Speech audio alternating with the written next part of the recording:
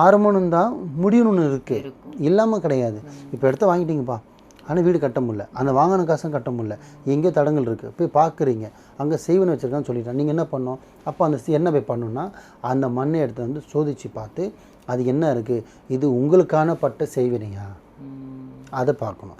இல்லை இன்னொருத்தன் செஞ்சு உங்கள் இடத்துல அதை புதைச்சிட்டானா, மண்ணாக இருக்கிறதுல புதைச்சிட்டு போயிட்டானா அதை பார்க்கணும். இல்லை வம்சமாக எப்படி வம்சமாக ஒரு 5 தலைமுறைக்கு முன்னாடி எவனா ஒருத்தன் தான் புதைச்சி இருக்கானா செய்வனை பண்ணி, ஸோ அதையும் பார்க்கணும். ரெண்டாவது வாஸ்துக்கு உங்களுக்கு நல்லா அமைப்பாக இருக்கா அதையும் பார்க்கணும். அப்படி இருந்ததுன்னா அதை தீர்க்க முடியுமானா 100% முடியும்.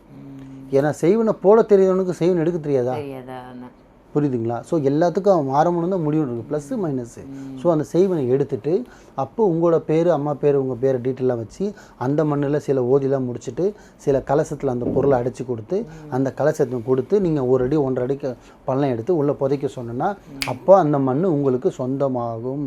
அப்போ அந்த மண்ணுக்கு இழுப்புத்தன்மை வரும், லக்ஷ்மி கலாச்சாரம் வரும். அப்போ அந்த மண்ணில் வந்து என்ன வீடு கட்டுன்னு சொல்ல வைக்கும், உங்களை வீடு கட்ட வைக்கும், ரூஃபு போட வைக்கும், உள்ளே பால் காசை வச்சிரும். ஆனால் அதே மண் வந்து உங்களை வேணான்னு முடிவு பண்ணிச்சுன்னா நீங்கள் பில்டிங் கட்டவும் முடியாது, கடைக்காலம் போட முடியாது, ரூஃபும் போட முடியாது. நிறைய வீடு பாருங்கள் கடைக்காலோட நிற்கும், சில வீடு பேஸ்மெண்ட்லேயே நின்றோம், சில வீடு பார்த்திங்கன்னா ரூஃப் போட்டோன்னு நின்றோம், சில பேர் எல்லாம் முடிஞ்சு பூசால லெவலில் இருக்க வீடு நின்றோம். காரணம் என்ன? கீழே பண்ணுற தப்பு தான். எப்படி கீழே பண்ணுற தப்பானால தான் இவ்வளோ நடக்குது. தயவு செஞ்சு தப்பை பண்ணாதீங்க.